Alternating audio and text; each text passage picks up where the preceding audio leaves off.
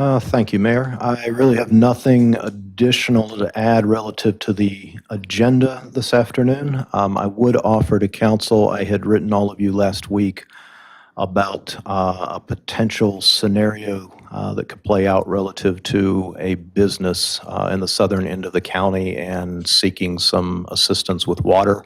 I said you may or may not hear anything about that again.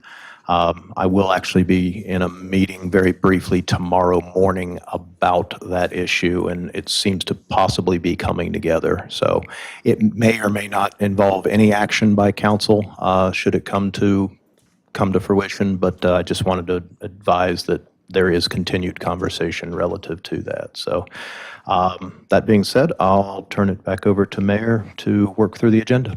Thank you, sir. The first on our agenda is Teamworks by Cliff Brown, and he is sitting right here. So welcome, sir. We appreciate your coming, and it's all yours. Thank you, Madam Mayor. I've got to make sure my clicker's going to work from here. There you go. All right, now we're good. Yes. Thank you. I am Cliff Brown, the founder and director of Teamworks Homeless Organization, and I'm going to share with you today a little bit about what our organization is, who we are, where we come from, and basically who are the homeless and why are they here and what are we doing about it. Our mission is to develop, provide, and coordinate lasting resources that will restore productive lives to the homeless. Our vision, lifting lives by coordinating resources that will educate and empower while providing a sustainable and successful pathway to independence for homeless individuals and families. And then the who is Teamworks, I'm not going to take up time to read all this, but it's, we started in 2019, got our 501c3 nonprofit status in May, and we've held our Christmas meal event since 2019. We did our first homeless resource fair on Veterans Day weekend in 2019.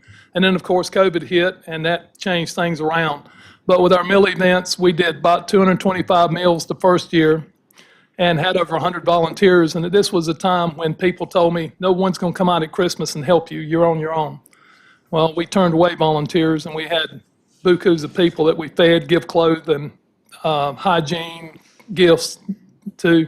And then in 2020, we weren't allowed to give food, so we did about 500 Christmas gifts in conjunction with Project Santa when he gave away the bikes. And then we did about 300 meals in 2021. And last year at Christmas, we did 2 churches. We had one at the Hope County line and one in Carthage that coordinated with us. And we fed somewhere between 700 and 800 meals, gave away over 800 gifts. I had to rent a box truck to carry gifts out. We spent 2 weeks wrapping gifts, and if you don't think that that's appreciated, see the families that come in with nothing and walk out with arms full of food and clothes and hygiene and gifts and things, crying. You know, we did that for weeks afterwards. So who are the homeless and why are they here? Homeless people are from all walks of life and backgrounds. Sadly, our public has a misconception that all homeless are drug and alcohol addicts. That's far from the truth. We look at people that are out here on the street and we think, and I hear this all the time, why don't they just get a job? Just get a job. It's not that easy. The number one thing, and I've said on several councils and committees and everything else, and I keep hearing the number one issue around here is housing. That's not true. There is a lack of housing, but the number one issue is transportation. You've got to get to a job, to work a job, to have money, to have housing. So therefore, I always say transportation is your number one issue. If you can't get to the job, and I've got people that are working, willing to work, and the problem is they can't get to work, they'll depend on somebody else. I've had 2 in the last 6 months that were working jobs, they were doing great, and the guy that was coming to pick them up, he decided it's Monday, you know, I'm hungover, I don't feel good, I'm not going to pick them up. He didn't call them, they missed work. They got fired, not him, because they're homeless. And I've had them get fired because there was a spot on their uniform, they couldn't wash it. Or they wasn't able to, their personal hygiene wasn't right. You know, somebody said, oh, you smell, so they fire them. And the homeless are mistreated greatly by people that they were hired by. A lot of them, I get jobs with them with landscape companies and construction. And a lot of these people are worked 60 hours a week, not paid overtime. Some of them are getting paid.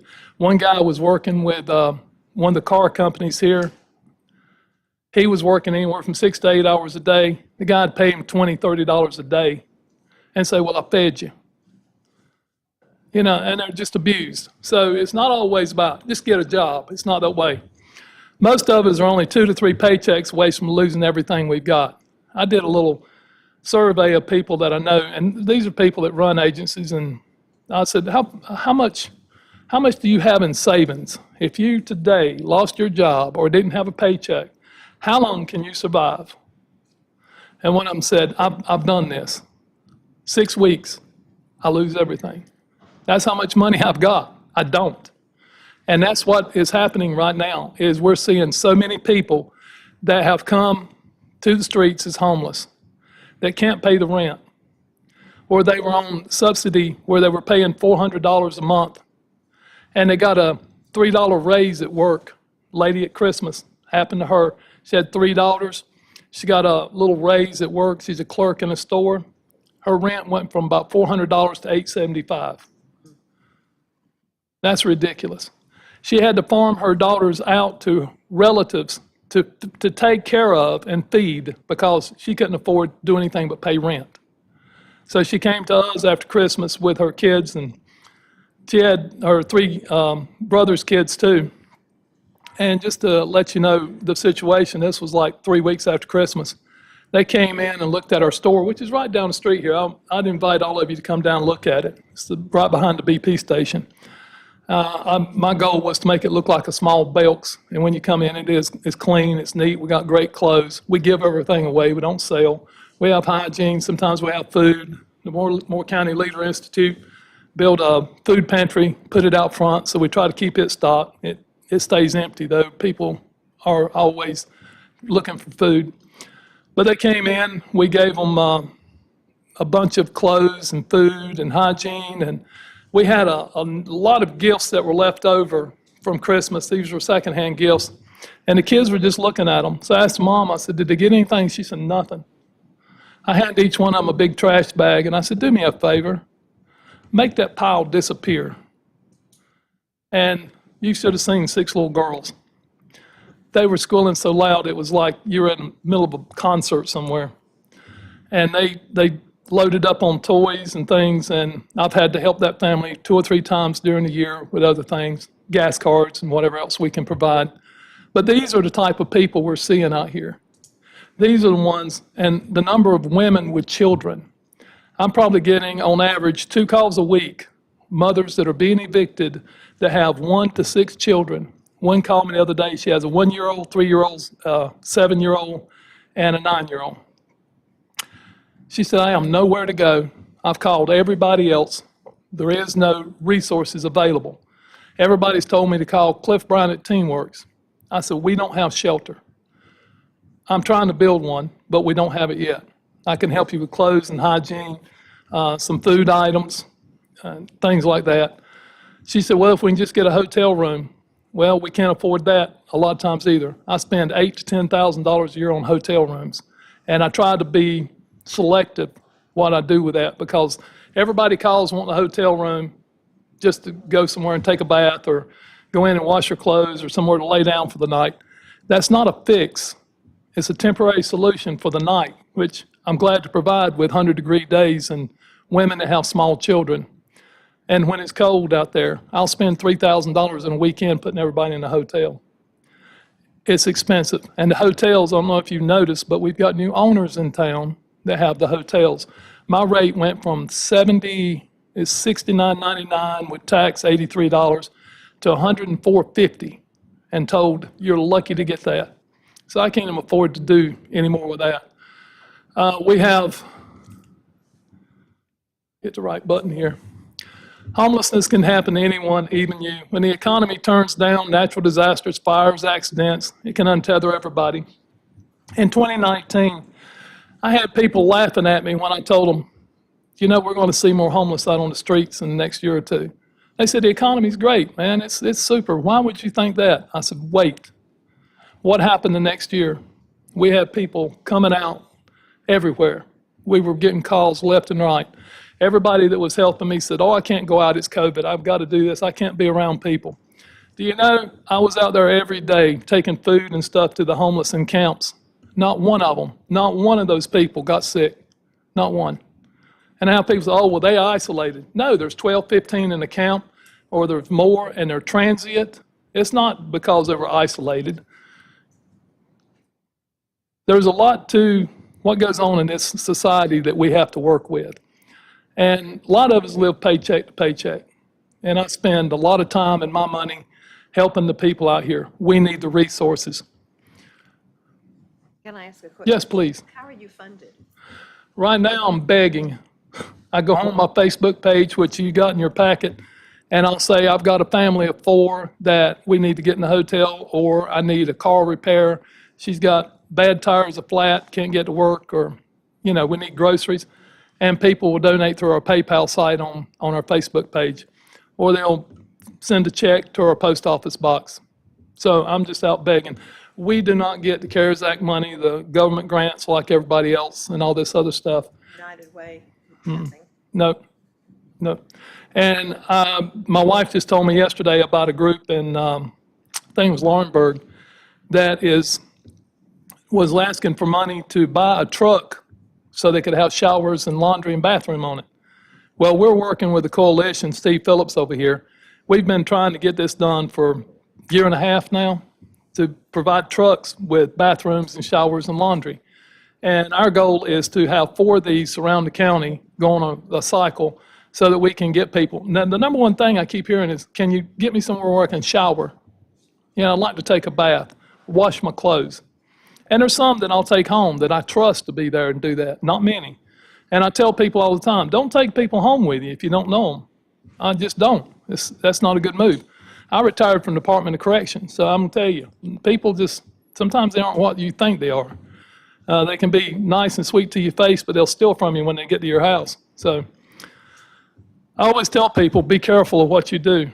But we need an avenue like this. So I'm waiting on Steve at Coalition they're looking to purchase these trucks with the facilities on it. Well, this church group down in Laurinburg posted, my wife said she read the article. They posted they were wanting to do this, and somebody donated $10,000 to buy a truck. Another one said, I've got a military truck that has all this on it. I will sell it to you for $2,000. And I'm going, why can't we get this? Moore County has got so many resources. Why can't we have this? This is important. I mean, you think about when you got up this morning, did you have to think about what you were going to have for breakfast or taking a shower and getting dressed? No, you did it automatically. And when you was taking a shower, you're probably thinking about your day, and you're subconsciously doing your shower. I know this morning I was going, did I wash my hair or not? Because I was thinking about being here. And so, it's automatic. They don't. They'll go a week or 2 without showers.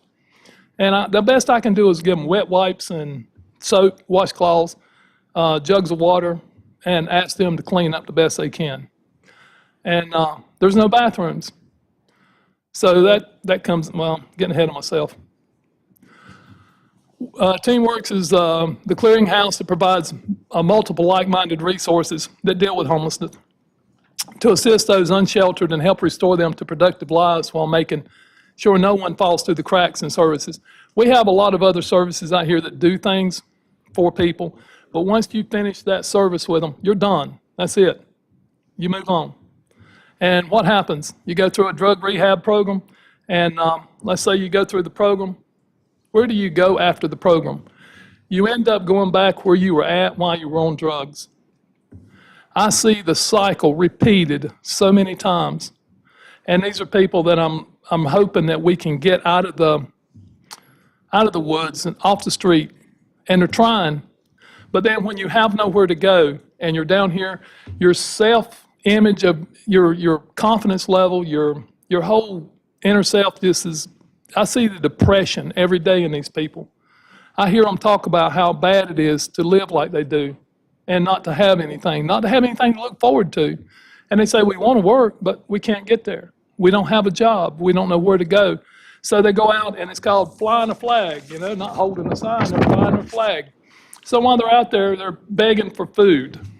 And people will bring food down to the camp or give it to them, stuff like that. But the sad part is, when I'm dealing with these people, I've had people take food down that was tainted. They had, just about a month and a half ago, the ones in the camp, I went down and checked on them, and they said, yeah, a lady brought a stew down here, and it smelled like kerosene. So something was in it. They said we had to dump it out. And they told her the next time they saw her, said, you know, there was something wrong with that meat. It was smelled like kerosene. And she goes, oh, it might have been bad. It'd been laying out for a while. You're not throwing food to dogs. And that's what I have people say. Well, I threw a sandwich out to them. You what? You rode by and threw a sandwich to Melissa out here on the street? I think everybody knows who Melissa is out there on the street. If you go by Arby's or around Max, you see her out there. She suffers with mental illness. I'm not a psychologist, but I know from dealing with her, she is bipolar schizophrenic. She can be talking to you at 1 minute, just as calm, and then start screaming at you. What do you want? Who are you? Get away from me. And people try to offer her stuff, and they call me and say, my son went over to give her some money, and she started screaming and yelling at him. She needs mental help. Moore County does not have the mental health help that we need. And that come from NAMI. When I met with them, they're going, we hope you draw enough attention to the problem, we can get more help in Moore County. It's sad, but we need to do more. Our advocacy and education is to inform our community of the challenges of homelessness and to offer solutions. There are solutions, but we just have to work for them, providing the right services for the right people at the right time. Volunteers, this is our community approach. We use volunteers, law enforcement, business owners, church organizations working together to help restore their dignity, meaningful employment, and a place to call home for those willing to accept our hand up. Now, a lot of them want a chance to get out. I've got so many young couples out here. I've got military people. I've got one guy that he and his wife, he's a Marine, young fella in his 30s. And they they were laying carpet for a company in Georgia, come back, their trailer had been burned. The only thing they had was their truck and the clothes they had with them. And they ended up in the woods, no resources. Their truck broke down. After 6 months of the mechanic telling them what was wrong with it 3 or 4 times, and it kept breaking down, he took their truck as mechanic's lien because he said, you need a new transmission. That's going to be $7,000. So he ended up keeping their truck because he couldn't pay for it. I bought them a tent, put them in a campsite, and now, fortunately, after a year, they're able to get a camper, and they're living in a camper. During the meantime, she was out there. Kayla got pregnant and lost her baby. It's the lifestyle you live out there that is harsh, and it's hard on everybody. I've seen a number of people, at least 5 I can tell you about, that have died or been killed due to being homeless. And I think y'all are familiar with Dalvin Harris that got hit over here in front of Chick-fil-A a year and a half ago, or a year and 4 months ago, that, as far as I know, they still never found out who hit him, but knocked him out of his shoes, and he died in a ditch. And he was suffering mental illness. I'd been working with him. We have 2 phases of growth ahead of us. One is to build a network to serve the homeless, build a network of all available resources that are like-minded organizations to work together for one common goal, and that is to end the homelessness here. And this is being completed by connecting partner organizations together and building our network stronger. We had 22 organizations represented at our first Homeless Resource Fair in 2019, and we built from that. And we've worked with a number of veterans groups and agencies. We're a proud partner with, just to name a few of what we do deal with, is Drug Free Moore County, Family Promise, Friend to Friend, Tambra's Place, Sand Hills Coalition, local law enforcement departments. They call me every once in a while wanting help with issues. Department of Social Services, NAMI, Changing Destinies Ministry, which is human trafficking. I just got a call last week from a lady that said, I've been referred to you. I have 2 ladies that are victims of human trafficking. We have pulled them out of the human trafficking, prostitution, and drugs, and we have nowhere to put them. And I said, well, that's Kim Nixon's human trafficking is her forte. Her daughter was missing for 8 years as a victim of it. So now she started this organization called Changing Destinies Ministry, and she is fixing up a house in West End that is an old bed and breakfast. It could sleep 30 people, but they've been approved for 8 beds. And I can't understand that. With the need we have here, and human trafficking is a big thing here. People just don't realize it, but it's big. And I've got 2 girls that are missing right now. I mean, they just disappeared. And one of the officers told me, well, they probably moved on. These people do not leave everything and leave. They don't do it. She went to the store to get some cigarettes. Her boyfriend said she never came back. And another one a week or 2 later told me she got in a white van. That's the second lady that got in a white van and disappeared. The first one called me and said, I'm going to meet you tomorrow and get clothes. I need some, it's getting wintertime. She never showed up. She's never answered her phone. Her gear and everything was still at the camp. Somebody said she went to the store to get something, never came back. We have a problem, and I don't think it's being addressed the way it should be. We deal with various churches. Southern Pines Library has been a very good partner with us. Amtrak Station, Suzanne back here has been a great partner with us, and there's many more. We work with Suzanne over at the train station. A lot of times she'll call me and say, we got somebody that came in. They either, their ticket, they were out of money and they end up here, or they showed up at the train station, or they'll show up at the bus station. They'll come in and we'll get a call. So I take them over, get them fresh clothes, sometimes a travel bag or something to use to keep their stuff in, give them hygiene, let them wash up in the washroom. And if they need a hotel for the night, I get them something to eat, put them in the hotel. We had a girl that got off the bus at the BP station. You know, the BP right there in front of me is the bus station. This was about 6 months ago. Young Hispanic girl, you could tell she had a learning disability. As soon as she got off the bus, she was robbed. They took everything. So somebody took her down to the train station, and she was asking to call the police. Suzanne called me. We got her everything she needed, got her a bus ticket to continue her trip, gave her food for her trip, got her back on her feet, and sent her on the way.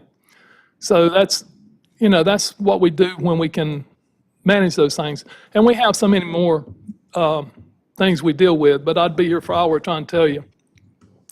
Develop and build our Transitional Advancement Center for the homeless, including our homeless veterans. Now, this is the key to everything. As Nick Paserno said, this is the solution to homelessness. We're looking for land to develop. We've looked at several parcels. We are now currently looking at a large parcel that we are hoping to obtain. We are structural planning and design layout. We need to build a center, and it provides training and services to make our homeless, including veterans, whole again. This is the Transitional Advancement Center. Now, as you come in, let's see if this pointer will reach up there. Well, it's not showing up on it. But if you come in at the bottom, that's your road coming in. And you also have, yeah, it's reflecting back on me. But you go up, you've got a large parking lot, and the building at the top there in the center is a natural man-made disaster relief building. It'll house up to 100 people. The building right below it to the left is medical admin, and behind it is orchards and crops. Down on the left side is barns and livestock and horses.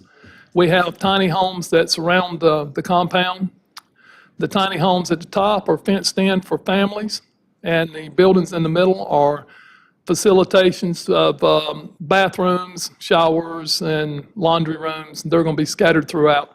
This compound basically is drawn out as a 35-acre facility. The middle building is the hub. It's where everything will happen. It has the classrooms, the kitchen. The kitchen is at the bottom left with the greenhouse and herb gardens. You have an amphitheater there to the right of it. And as you come down to the bottom right-hand side at the 4 o'clock position, that area is the Veterans Compound. It will be separate and have its own containment facility so that the veterans can receive treatment. And we know that some of the veterans, I'm working with 2 majors, and a lieutenant colonel is a psychologist and a pastor to help design these facilities. And they've told me, you don't want some of our people associated with the regular population. The PTSD, it's just not safe to mix them. So we designed it where it's separate, and they will have their own components, they will have their own treatment facility, and everything will be contained for them. They will be doing equine therapy, and they will also be training support dogs. That's part of their therapy. Now, down below that, at the bottom of the key, is staff housing, and right above the part of it there at 6 o'clock, those little are regular apartments. These are not tiny homes, they're regular apartments. And the key is, when you transition through the program, now you're going to come in, after the intake, we're going to decide whether, one, you can't be on drugs and alcohol, and you can't be a violent criminal and all this to get in here. This is like a college to get back into life. So when you go through the program and you learn a skills trade, it could be brick masonry, carpentry, plumbing, electrical, be a chef, auto mechanic, body worker, whatever we can go through the college and get you trained in. We're going to get you trained. We're going to work with other organizations, the construction companies that have seen this, so we're on board. You're going to screen them, you're going to train them, and we can hire them. Right. We're on board. So they're going to go into a regular apartment. The apartment is set up so that we can see if they can survive. ESG organization in Raleigh, it's a government organization, said that they take homeless off the street, put them in apartments, the suicide rate went up. So a lot of these people can't even operate a microwave, and you already took them out of their network. You took them away from the people that they counted on in their network, and you isolated them, and they commit suicide. So we built in, and this was already in there before Kim told me that, but with these apartments, they will stay there for the length of time until we decide that they're capable of actually living on their own. And then once they are, then we can help them find a residence that they can move into. And that is what the Transitional Advancement Center will provide in a nutshell. Now, there's a lot of things basically set in here. Everything has solar panels. It will be self-contained. It will be off the grid. We have a lake for fish and recreation and just to use to help with the mind, and there's docks. We've got a lot of things built in for the veterans down at the lower right so that they can have their own area. We've worked closely with Moore County veterans groups, some of the Marine Corps groups, to help design what they're going to need. And this is the Transitional Advancement Center. This is the future of what we see as duplicatable and offering a solution to homelessness for the people that want to transition back into life and have a future. Immediate actions are, we've opened the TeamWorks headquarters and Blessing Tree Clothing Store right off Pennsylvania behind the BP station, which is Trinity Church location. And we offer clothing, hygiene, food for free to anyone in need. Our conference room is used for meetings, and the office space is available for partner groups to use to meet with our clients. So if DSS or social services or somebody wants to meet with some of our people, we don't take them to Carthage. They can't get there. They can come to our headquarters, use our office, and sign them up for whatever programs or meet with them or offer counseling services. And so far, they're enjoying doing that because it gives them a little one-on-one and privacy. We want to establish a permanent storage area for donations in kind. We get a lot of requests for people to donate furniture and different things so that when we get people back into apartments or trailers or whatever we can get them into, we provide a lot of those services. And some of the thrift stores around Community Thrift and Pinehurst has been helpful to help get the stuff out there. But right now, I've got things like love seats and couches and tables. People want to donate. I have nowhere to put them. I just don't have the room. So I'm having to just let them go. I've had people that have flown back into Moore County and say, my parents passed away, my mother died last week. We've got a house full of furniture. We heard about TeamWorks. We like what you're doing. You can have everything in the house. I don't have anywhere to put it. So I'm making calls to all the partner groups. And I'll say, Mac, do you need a couch, a refrigerator, washing machine? Well, yeah, we need one for this family over here. Well, let's go get it. And then we get what we can. The coalition usually gets the rest. It's just a matter of trying to find places to put everything. And that's why we're looking for a large storage area. And hopefully we can get something like that. Expand our fundraising efforts to provide more services. We need venues to use for these events to help us with our fundraising resources. One of the fundraising suggestions recently was, and I know a lot of the bands and groups around here.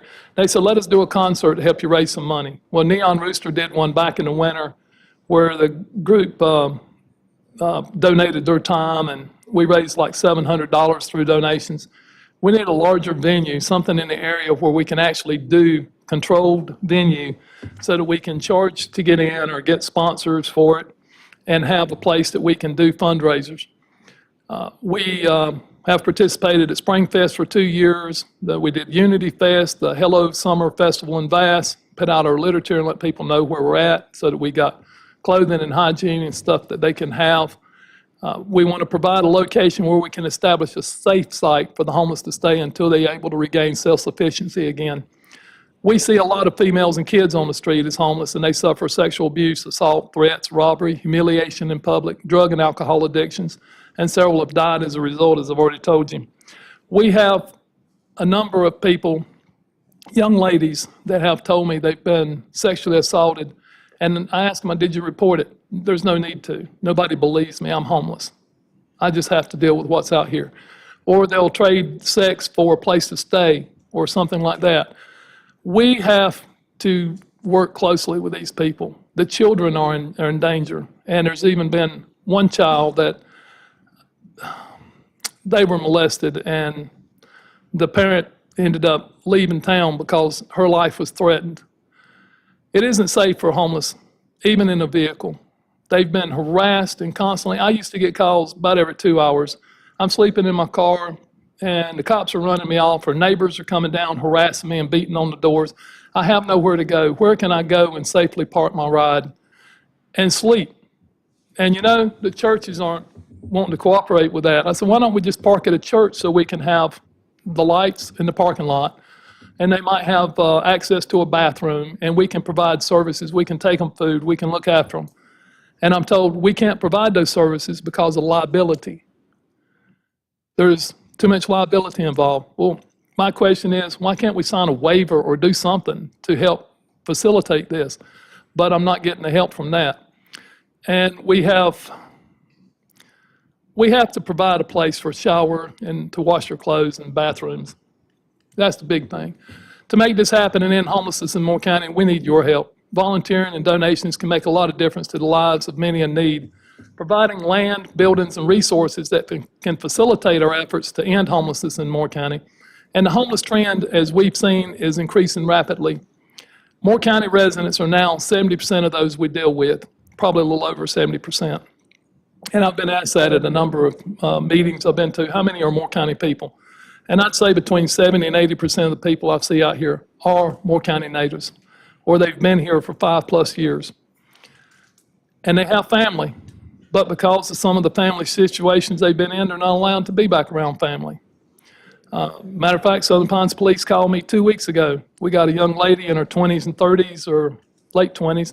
She's got a cast on her leg. She's got a 2 or 3-year-old child out here. It's 9 o'clock at night. You need to come get her. Well, why do I need to come get her? What am I going to do with her?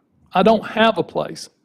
Well, we were told that TeamWorks will pick her up and, take care of her. I don't have a place. That's the sad part. Well, she can go to her grandma in Bass. Well, take her to her grandma's in Bass. Well, we can't do that. So I ended up putting her in Days Inn for the night, and she arranged to get a ride the next day to her grandmother's house, is what I was told. But local law enforcement, I've met with Carthage Police and a number of other police departments, and they call me and say, what can we do with this person? We do not want to lock this John Doe up because he went into a barn. It's 28 degrees out here. And Karen down the street saw him go in there and curl up and go to sleep in the corner. He's not hurting anything, but now I got to arrest him. I got to throw him in jail. He gets a free hot in a cot. And tomorrow I got paperwork, and he's not going to show up to court. Now he's got a warrant on him. Now he can't get any work because he's got a warrant on him. And we don't want to do this. This isn't right. So we're trying to build the resources. So yes, if there is a pod out here that we can build together, then I can put them in a hotel for a day or two or whatever until we get resources to get them out, or get them a tent and build a manageable campsite somewhere that we can control. I'm looking for 10 to 15 acres right now. If we can get that much land and build a suitable campsite, just something that we can have a shower, mess hall, bathrooms, and put up tents or something on to facilitate having some kind of shelter right now. I'm looking at actually the 30-man Army tents. You know how big those are. I'm looking at those to use for a barracks type situation. And I've had some in the military say, well, you know, you can go down to whatever it's called at Fort Bragg, and because you're a nonprofit, they will give you the equipment to sell them for $2,000 or $3,000. Well, I can't because I'm not military. You got to be military to do it, and by having nonprofit, it does help. But I can't go in and get it. And if we had the land to put it on, we can start getting these resources. I know others that have gotten it, and we need to do the same. And then we can control, a better control over who goes in and out of these camps. And we can control the drugs and the alcohol and the violence in the camps because we can be in there and work with them. Right now, it's like the Wild Wild West. You never know who's coming in or who's going out and who's bringing what in. And you can ask your Aberdeen and Southern Pines police departments, how many times have you been called to deal with a squabble between the homeless? And they'll tell you a lot because there's a lot going on. With the influx of immigrants that are coming to North Carolina, this will change. It's going to increase, even more drastic than it is. So join TeamWorks as a partner and let's change the future for many that are homeless before it gets unmanageable. Thank you for letting me be here. I appreciate your time, and I tried to manage it as close as I could here so that I wouldn't eat up too much of your meeting time. But I understand this is a Q&A time, so let me know. Thank you for what you're doing. I mean, because you're looking at a problem head on, and you're doing all you can do. And yeah, we appreciate all the efforts that you're making. Well, thank you. We're very fond of our land around here, so it's hard to find 10 to 15 acres that, Oh, I know. that are affordable. Well, we did find 177 acres, and Anderson back here is my land management growth director, and we did look at 177 acres that was in Eastwood, and we thought that this was a viable situation, but they wanted $1.6 million for it, which is way too much money for that land, and it didn't work out for us. We don't have 1.6 anyway. I struggled to get $200 out of my checking account in 2019. And we're just looking for resources right now so that we can build the resources to give people. I mean, when you look at, and I did our budget today, when you look at the things I buy is like, I might take you to the grocery store, you and your family. You have 2 or 3 kids. I take you to the grocery store and buy what I think you need for the week. Now, there's nothing extravagant. You don't get, I'll make sure they get what's suitable for them. And today's groceries, you're going to spend anywhere from $150 to $300 for a family of 4 if you got enough food for a week. And that's being realistic. And a lot of times I'll pick them up and take them to the restaurant to feed them and say, I hadn't eaten 3 days. And when you do, I'd say 90% of them will say, it's like if I take Paul out here and I said, go ahead and get what you want, Paul. I know you hadn't eaten. He's going to order 2 meals because he's going to eat one now and take one with him because he knows it may be days before he eats again. And I don't complain about that. You spend $60 on pizza for 2 of them, but they're going to have something to eat later. And so right now, we're spending on average about $3,500 a year on food and items like that to give them. And with the other gas cards, filling up their gas tanks for the ones that's living in their vehicle. One girl came over and I said, if you got enough money, enough gas to get to the hotel with your 2 kids. She cranked her vehicle up. It didn't even move. I went, pull around the BP station. It took me $106 to fill her vehicle up. And I went, okay, how long is this going to last? She says, well, I got to drive to Carthage and back every day because I work part-time at McDonald's and we're living in the parking lot. And then I got to take my kids to school and they go to 2 different schools. So I might get a week out of this. And we did, after 9 months of her living in her vehicle with 2 kids, 12 and 14 years old, they're in a trailer now. So we just got to do more and work together more. And before I leave, I will tell you, your packet, you will see this in there. I just want to explain what this is. This is how I used to draw that Transitional Advancement Center out for everybody I talked to. So when you looked at this, you didn't get to see the pretty picture you saw up there that I had artists draw out. And I can't take credit for the Transitional Advancement Center. That was a vision that God gave me 3 years ago, or 6 years ago now. And he showed me this and said, build it. And I said, how? He said, follow the path. So now we're going into 5 years of following that path. And I believe that it's going to happen. And I know that eventually we will have it. But we just got to find the resources and the place to put it. And with that, I will shut up. Does anyone have any questions or comments to Mr. Brown? Well, I didn't do that good a job. Somebody's bound to ask something. you're very thorough. And we, One question, and I'll start with a comment. As he mentioned, I get to see this firsthand. I see the people coming in from the northern part of the county and all around, and it's beautiful what you're doing. When you actually do the shopping, where do they store the goods? Or how can they prepare them without refrigerators and stoves? We try to get all non-perishable items, but we do have a refrigerator and a microwave over there, so when people come in, we can fix them something to eat right there. Okay. And so we do, we have a number of them in your area over there that will come in and say, hey, boss man, you got anything to eat in here? I got one that asks for Vienna sausages all the time. I said, why don't you let me fix you something hot? You know, I got some stuff in the refrigerator here. I go to Harris Teeter or Food Line and I buy the sandwiches and the subs and the burritos and things you can microwave. And I'll set them down and feed them that, something, or TV dinners, something along those lines. But that's where they get their hot meals. Y'all are familiar with Clean Eats, EATZ. They give me meals probably 6 times a year. Last one, they gave me about 80 meals. Now, you can't give those to the homeless because you got to microwave them. So we fix those meals there, and the people, I'd say half of the people that come to the store and get stuff from us, they have a house. They just are having trouble making ends meet. They can't get food and clothes, and they don't have hygiene. And we, like I say, we put stuff in the pantry outside, and in a couple hours, it's empty. People are utilizing it. So, I mean, if you got food items you want to donate, come over and put them in the pantry. Don't ask, just go over and put them in there. And if it's perishable, please let us put it inside so it doesn't rot. But we, easy open cans, and in your list is, in your packet is a 50-item list of things that we accept for donations that are asked for a lot. sorry.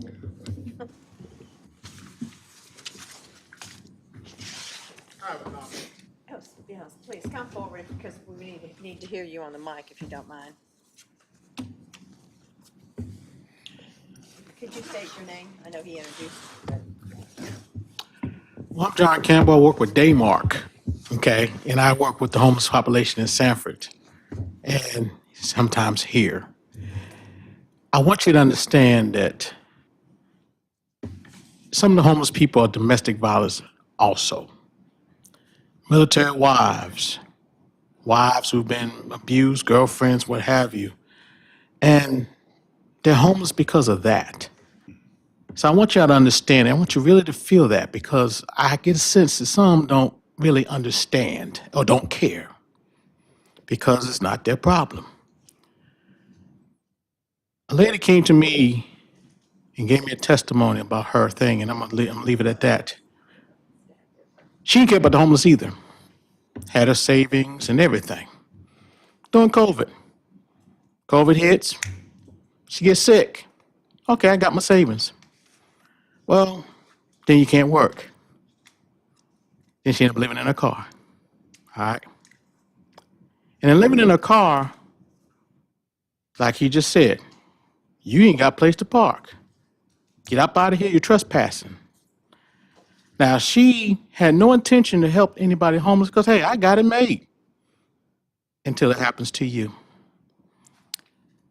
Now, I can also say now she's gotten help.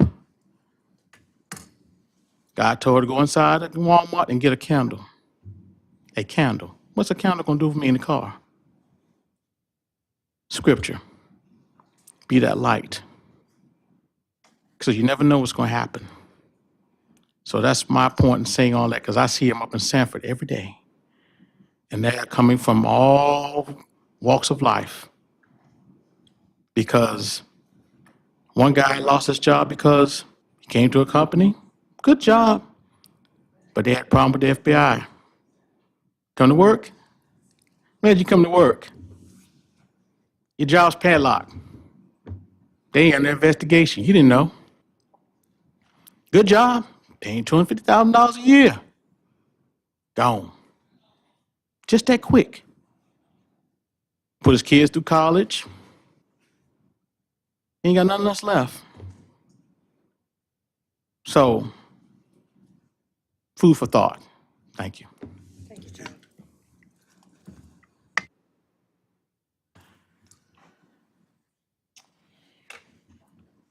Next are the resolutions updating the town of public foreign policies. Is that going to be Mac?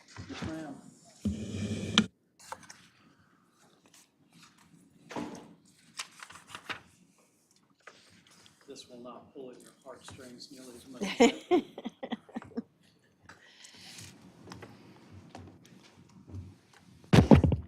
In your packet, you should have had a very brief, non-legal memo from me in plain English describing what we're trying to do with this.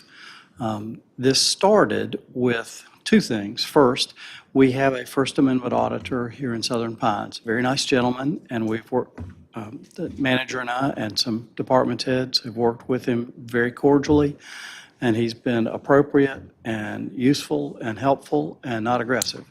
But if you go on to YouTube and just casually look, you will find out what happens when public employees aren't prepared ahead of time and an aggressive First Amendment auditor comes in and basically baits them into acting horribly, and then that gets a lot of views.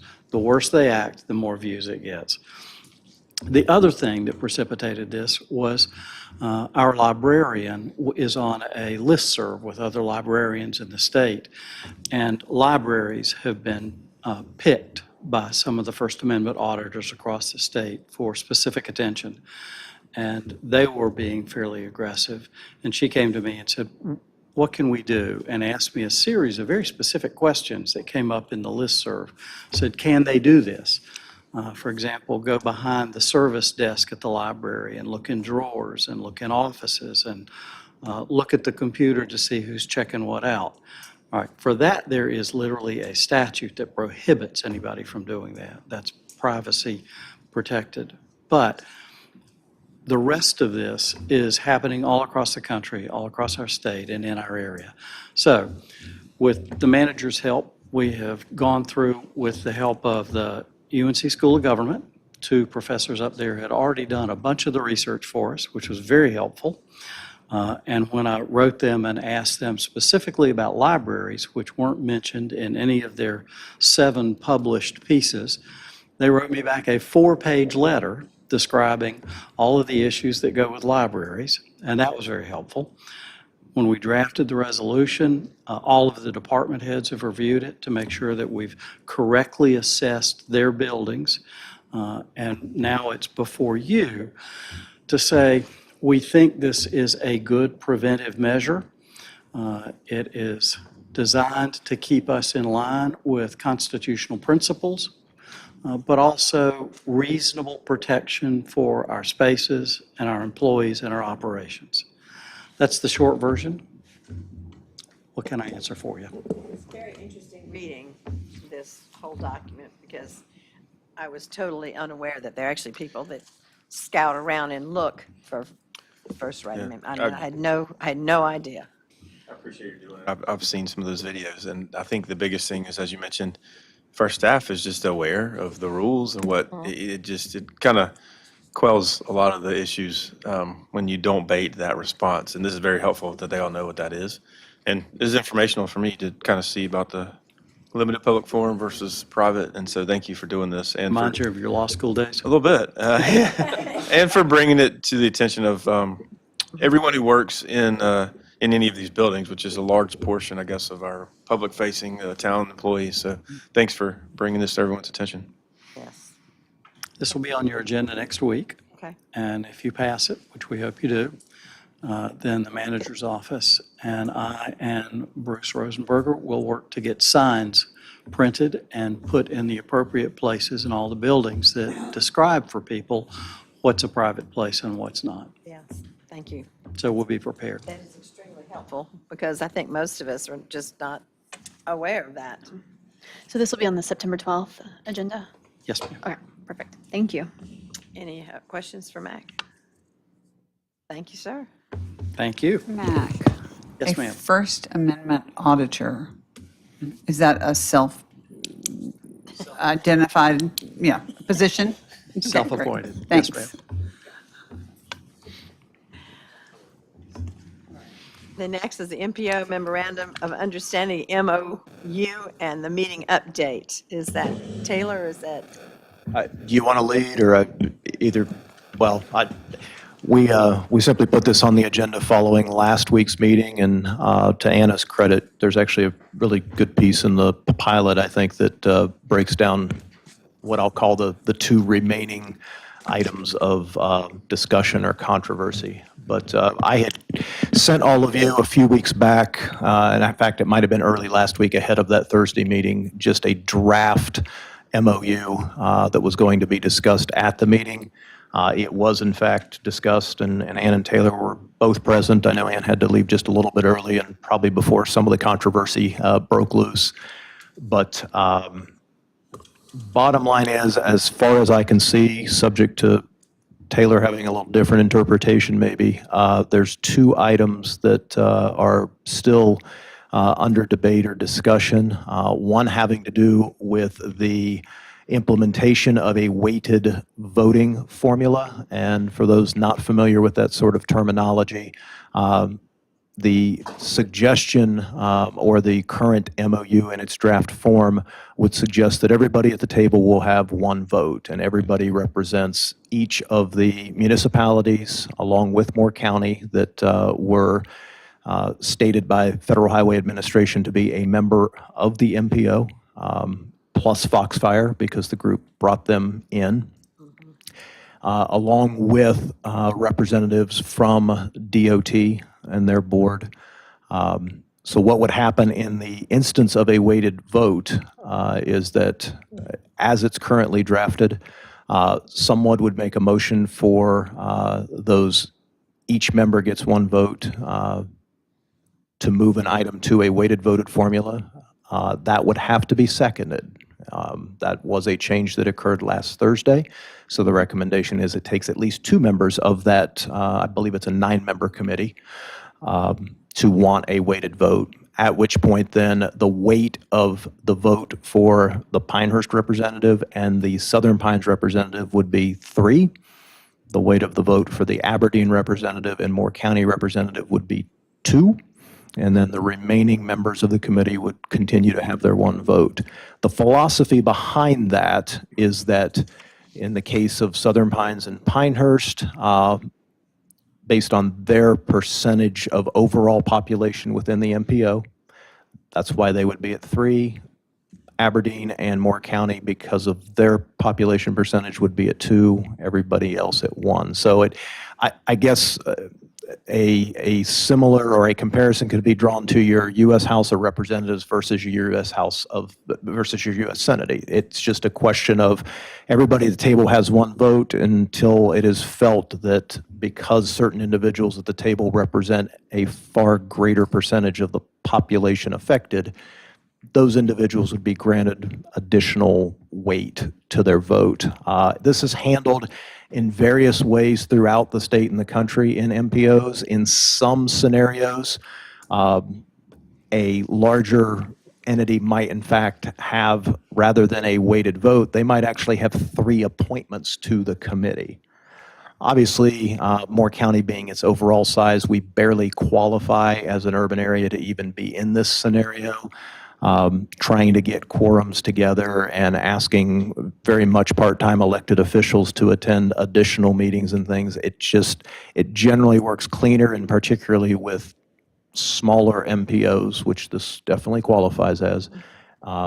to allow for a weighted voted scenario versus trying to appoint multiple members of communities to the committee. So that is an outstanding issue. The one key element of that that did come up and had to be driven home is that ultimately the issue of the largest entity in the MPO, which is Pinehurst in our case, in addition to entities representing 75% of the mandatory population that the Federal Highway Administration handed down, have to agree to the MOU, which is another way of saying that is if Pinehurst doesn't agree to the MOU and Pinehurst plus enough of us, and Southern Pines happens to be large enough that our participation is key, have to agree to the MOU or this thing doesn't come together. It was, I think, very strongly stated by Pinehurst at the meeting. I will allow Taylor to speak to her representation and interest also, that the larger entities have an interest in at least having the weighted vote available to us. 98% of all votes that take place through these things, the singular vote, everybody's going to be unanimous or pretty close to unanimous, and it doesn't come into play. But in those instances where the larger entities have an interest and they clearly represent, in our case, and by our, I mean the larger entities in this case, we start to approach 60 to 70% of the population when you start thinking about Southern Pines, Pinehurst, Aberdeen combined, or the unincorporated Moore County portion. It's a pretty key element of all of this. So what we were charged with, as I understood, was to come back, and each of the entities that are part of it will be having a similar conversation. And then when the MPO group comes back together, the governing board, which you've heard referred to previously as the TAC, the governing board comes back together, it will be with the feedback from each of the entities as to their feelings on the weighted vote. And then ultimately, I would expect come October, there will be an MOU in front of the council for adoption. I got the impression it was sooner. Are they not going to have it to us until after the September meeting?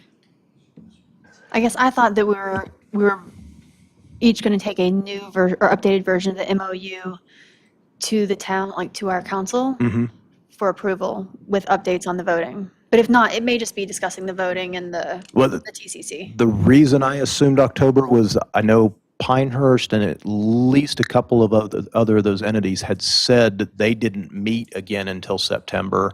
So I figured if at that meeting they had this discussion and then a determination was made as to what everybody was trying to adopt, it might be October. But that might happen. could So be- I think we said the September 14th because I think everyone meets at least before then.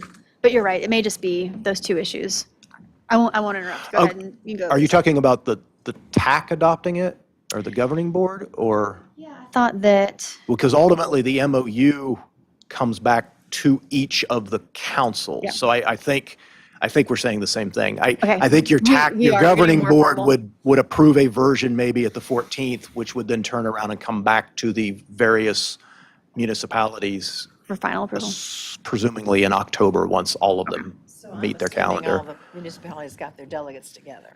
Yes. Yeah, the only one as of last Thursday that had not, and it was because they were meeting that evening, was Pine Bluff, I believe. So, Because that's taken a while. yeah. And I wanna- and if I've tripped anything, or No, you're missing please the- add. The second issue Oh, of the MOU. I've got it. You want me to just say it? go ahead. Okay, so the other thing, well, let me jump back to what you just said too. So Patrick Bozzella was, as the representative of Pinehurst, felt very strongly about the weighted vote.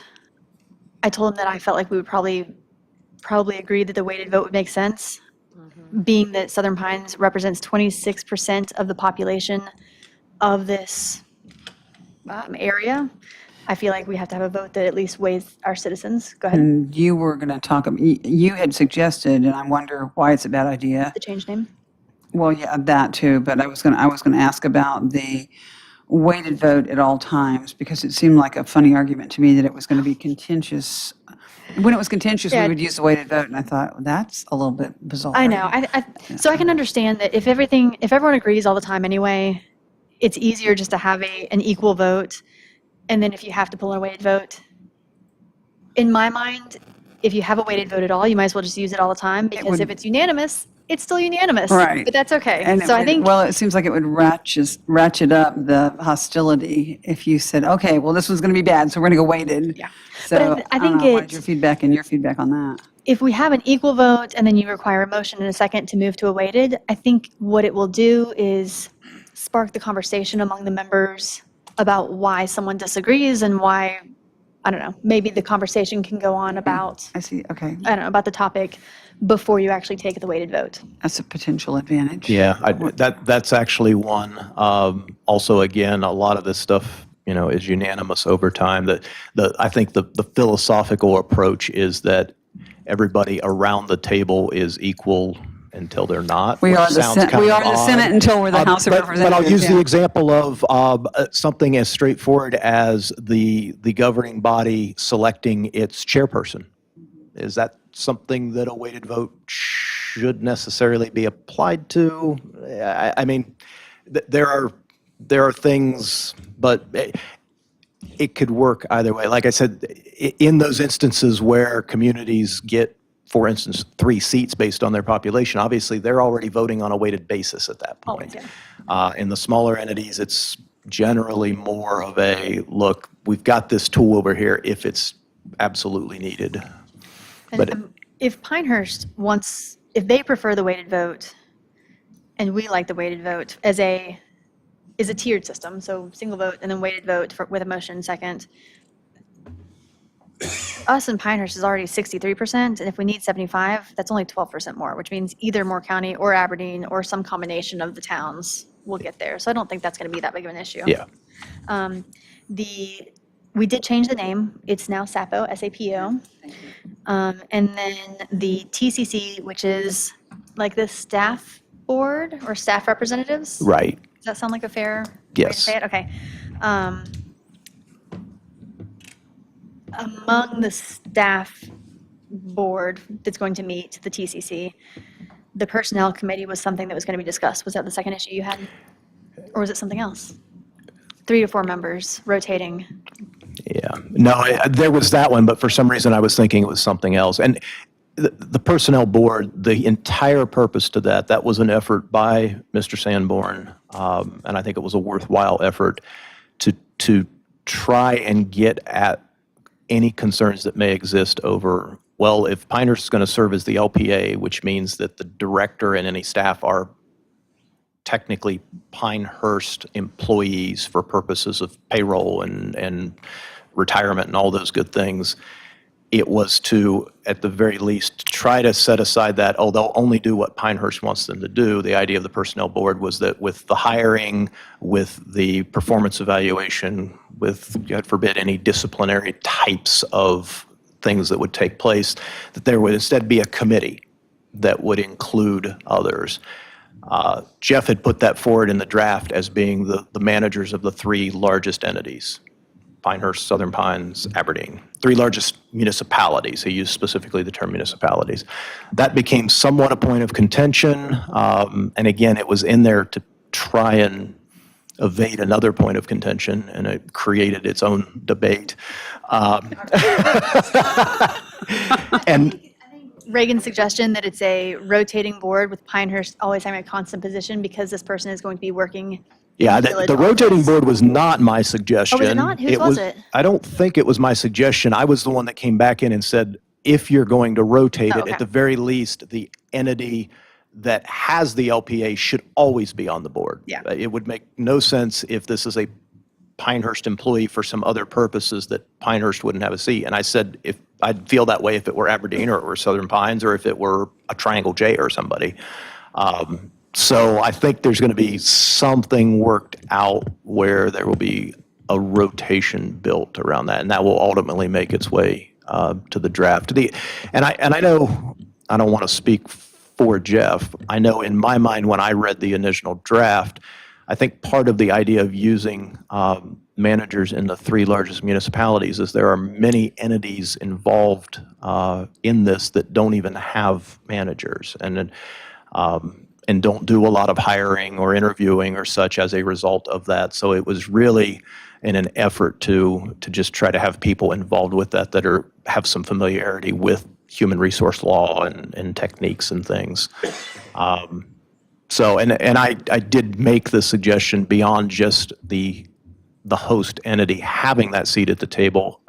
I also was looking at it from the standpoint of the eventual employee of having some level of regularity. If your review board was Continuity. turning over Sure. every single year, messages and things No, and that, that. that makes sense. No, okay, all right, great. Thank you for changing the name. That was really important to me. I originally brought that up, and I appreciate it. Required more discussion than it should have. Did it? That's Okay, well, It's all right. This entire thing has required more discussion than it should have. it was politically incorrect the way we were originally named, so thank you. I have a draft of the MOU and a first draft of the lead planning agency agreement with Pinehurst, which I read through and I thought it looked fine, except for incomplete. I mean, that stuff is all getting Right. filled in, and I assume that we'll have Mac look over it before we agree to anything like that. Yeah, and everybody has the draft MOU that you have, unless you've gotten something. No, I might just I have was that. waiting on the changes that were discussed, like the second and that's, Yep. before sending out another version of it. Okay. The LPA, though, We didn't even discuss it at the hadn't- meeting. yeah, we hadn't seen that. And that is ultimately a document sort of between, in this case, Pinehurst and the governing body and DOT, more so than, I think, each of the 9 entities, but Was it made clear at the meeting to whom the responsibility falls, who changes this draft to reflect the changes? I mean, is that a Jeff Sanborn? Jeff will be working with Scott Walston and DOT Okay. on that. and- Okay, so yeah, we and don't. So we'll, We don't have a responsibility to No. do any of the editing. Okay, no. great. That was all the notes I had, I think. Okay, well then it must have been the Personnel Committee that was the second item. Sure, think of it later. Yeah. Thank you both. Now that it's as clear as mud as it always has been. It's now SAPO, if I didn't say that earlier. Yeah, you did. Just SAPO, okay. Thank you. All right, cool. It's for mud as in clear. Now, it is SAPO and not, I think it's just SAPO now. I don't know. We'll find out when we get the new I draft. swear the article said it was Sand Hills Metropolitan Planning Organization. Oh, funny. It just dropped area, so you didn't have the, The recommendation from the council member in Pinehurst was to drop the P. So I had, or drop the M. we'll see when the draft comes back Okay, to we'll us. see. All right. It definitely changed. So maybe it's SAMO. I know there was discussion around think it doesn't it's have to be an supposed to be acronym that you can Zambo. make a word. It Yeah. just seemed like everybody liked an O or an A at the end. They wanted something they could see. We spent more It sounded time like on that discussion than Okay, well, thank you, everything but weighted voting, so. thank you, thank you. Well, at least you have a name. Triangle J, we haven't come up with a name yet, and we've been doing this for. Cities. Tri-Cities, yes, yes. just Tri-Cities for 6 years. We haven't had a name yet, so, you're way ahead of that one. It's fine. It sounds good. Something that would have the 3 of us, and we couldn't come up with anything, so we just left it at that. All right, action items, ordinance amending the budget to purchase the 60-foot lift for B and G. Yeah, let me offer quickly on this one. I know there was an email that went into the packet that sort of talked about the money that has been spent recently on the lifts and things. This also originated as a piece of equipment that is intended to replace a very old and challenging bucket truck for multiple reasons. One, it's less expensive to operate. It actually functions better than that truck does in many, many, many of the settings. But bottom line on this, and you saw in the email from Corey, we have been trying to get this piece of equipment for better than 2 years, and supply chains and all those other things we've talked about. He actually found a different vendor that has one available if we move on it. And it's actually one that is a 60-foot lift instead of the 45. So at 45 and what was available to us 2 years ago, there still would have been instances where we had to go rent a piece of equipment. This will actually function for most everything we do. If we can get the budget amendment, it will allow us to cut the PO and actually get this thing ahead of the upcoming holidays and parades, and it's a time of year that we actually use this equipment a lot. What we've been having to do is almost, short of it being an emergency, kind of gather enough projects together to get a day's work out of a rented piece of equipment to make it worthwhile to rent it, and then hope that it's available. So it is important that we have actually access to something like this. And again, with it being available and sitting on a lot. So that did not play out in the memo that was in the packet, but this actually replaces an looking old for bucket other- truck. Motion right now?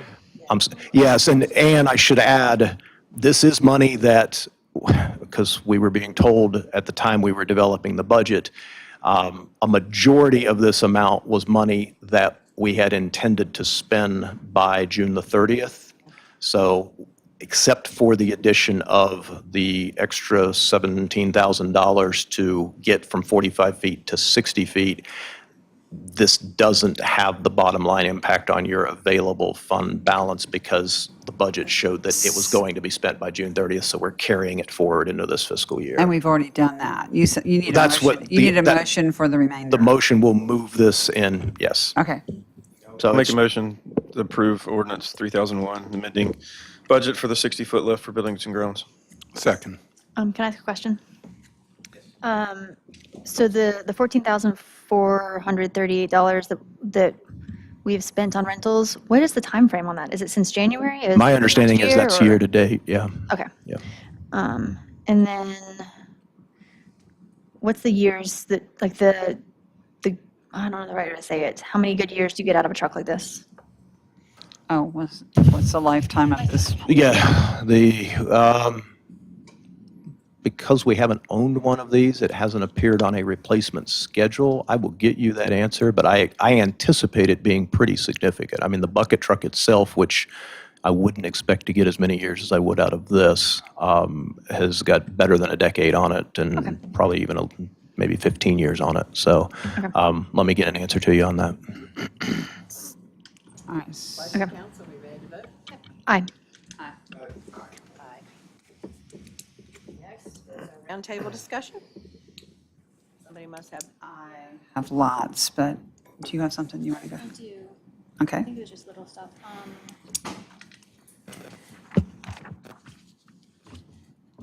So I think it goes well with Cliff's presentation earlier. Next week, the council offered to provide food for the Frege, the free refrigerator up on Pennsylvania Avenue. I don't know if, Do you have a proposed schedule, and what do you want us to do? Do you want us to I was all? gonna say, Jessica, do you have a recommendation from when you all did it on how we handle it? On how you handle it. Did different people take different days, or did everybody? The way people have typically been doing it has been the departments have chosen one day that week. Okay. And then everybody has either brought stuff in or taken a couple pieces. We've just gone and shopped that morning and then gone and placed it together, midday or whatnot. I might not be able to participate next week. You're gonna have surgery.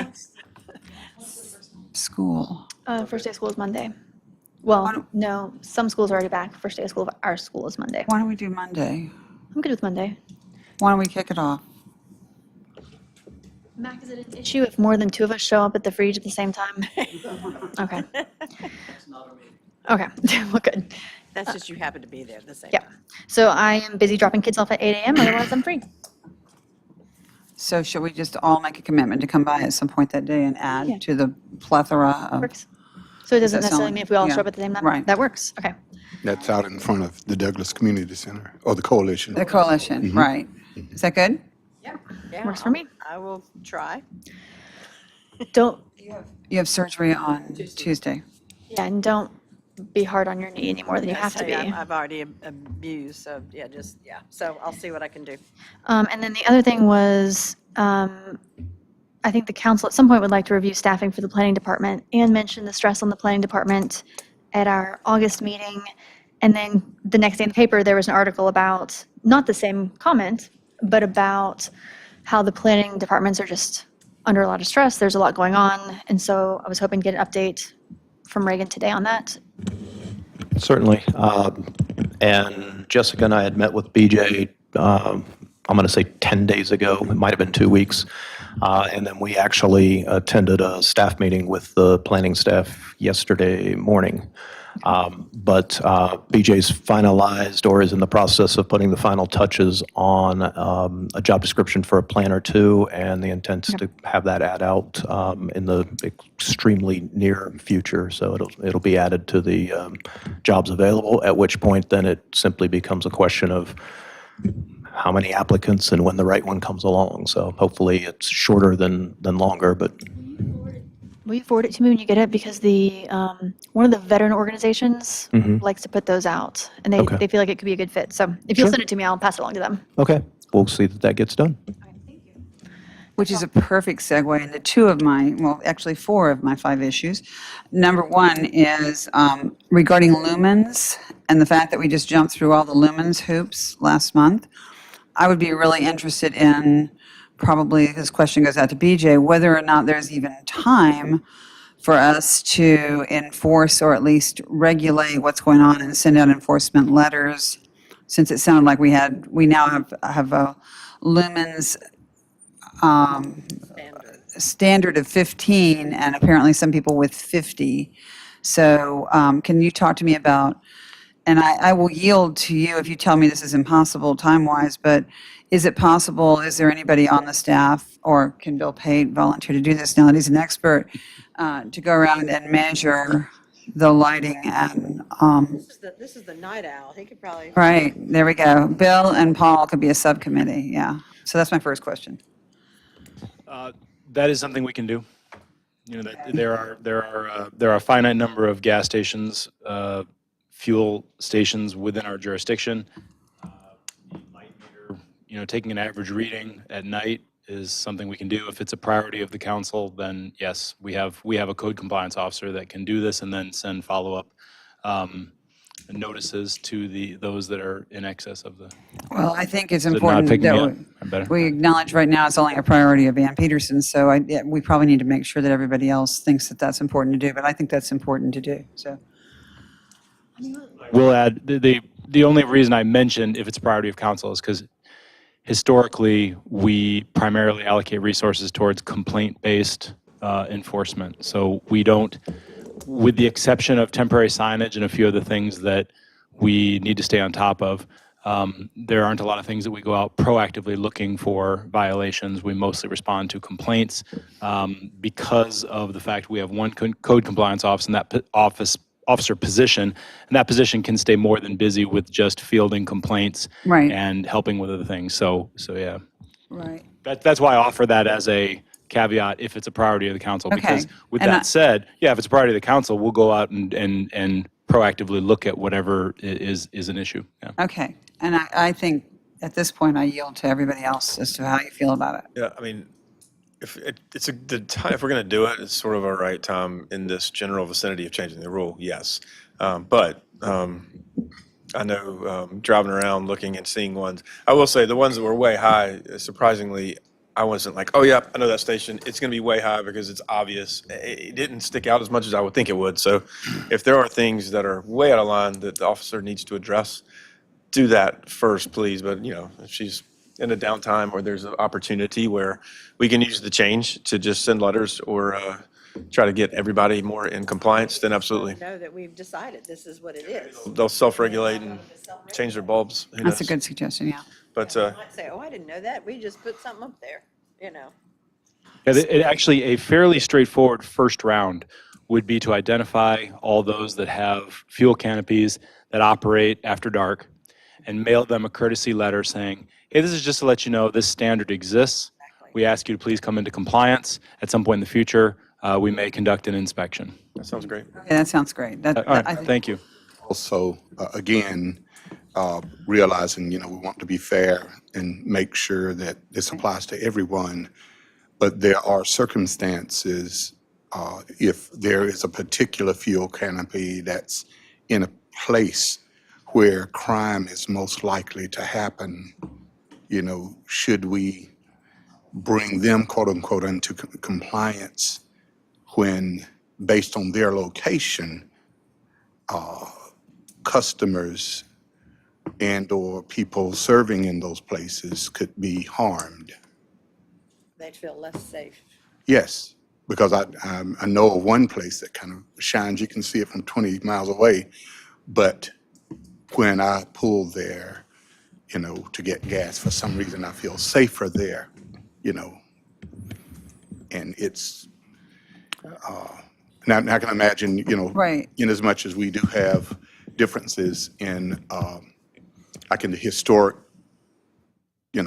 district, and then outside of the historic district. And I don't know if that subtlety. If I may, at least based upon the language that council has now adopted in the code, and because I just sat in a meeting with MAC and staff, and one of the conversations was around consistent enforcement versus sort of selectivity. Does that not sound like a scenario that someone may wish to try and pursue a variance for or something if they truly believe additional lights over and above the lumens are important for the safety of their customers, or any number of angles that may be taken on that? It's going to be hard to shoehorn that into the various steps. I recognize that also. And it's not surprising that occasionally a Board of Adjustment will do it anyway. But so our normal system is complaint driven. So if we send a letter saying everyone needs to attempt to comply, and then no complaints come in on that piece of property, then I feel like, Right. yeah, then I think that, people who visit that location don't have the issue with it. I mean, I think that's why the complaint driven process works so well. Yeah, I think you're right, just let it ride on that one. Okay, you said you had. So we're sending a letter saying, just FYI, this is the rule, Town of right? Southern Pines has a standard for lumens per square foot candles under fuel station canopies. If you do not have the ability to measure yours, can you please notify our office and let us know, and we'll come by and give you a reading? Is that okay? Does everybody in the world have a lumen measuring machine? I don't know this. This is like way over my head.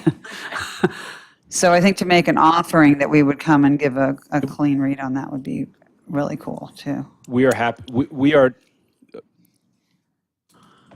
the resources to do code compliance. I don't know if we would want to offer up those resources as a consulting, because that's the individuals that have those fuel islands should work with professionals Okay. that can adjust Okay. their lighting and then can measure it accordingly. And that's a very normal thing out there in the lighting world. My lumen education, thank you. Yeah.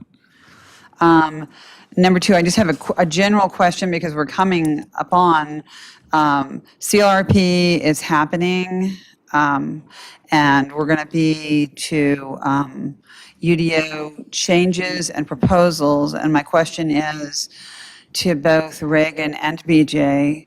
I know in the last round, which I think was 2016, that there was a company hired out of Tacoma that basically rewrote the UDO, which at times really reflects a lack of understanding of our community, as someone from Tacoma might.